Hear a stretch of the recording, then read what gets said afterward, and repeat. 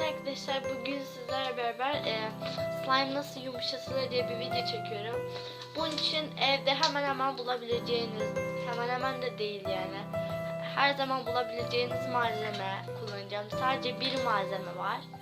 O da arkadaşlar krem. Ay. Markası hiç fark etmez. Yeter ki bir krem olsun arkadaşlar. Şimdi isterseniz hemen videoya geçelim.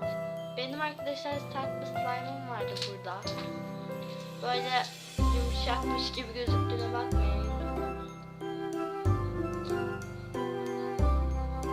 Böyle. Şimdi bunu engellemenin yolu şöyle bir şey olacak.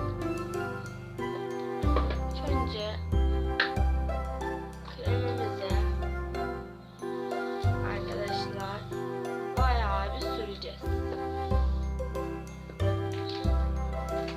Böyle devam edeceğiz. Yani istediğiniz kıvama gelene kadar devam edecek bu işlem.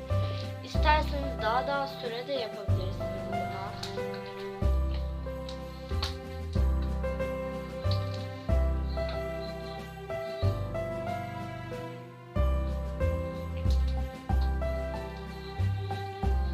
Evet.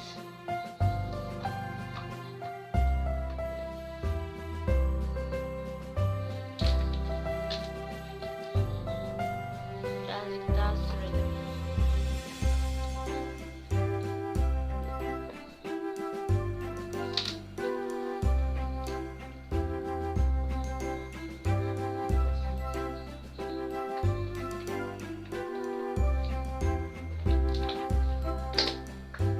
Gördüğünüz gibi artık istediğim gibi patlayabiliyor arkadaşlar.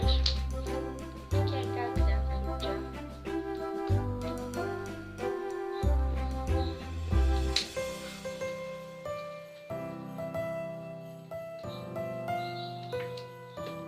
Evet arkadaşlar, siz bunu istediğiniz kıvama getirene kadar böyle bir şekilde krem sürerek devam ettirebilirsiniz.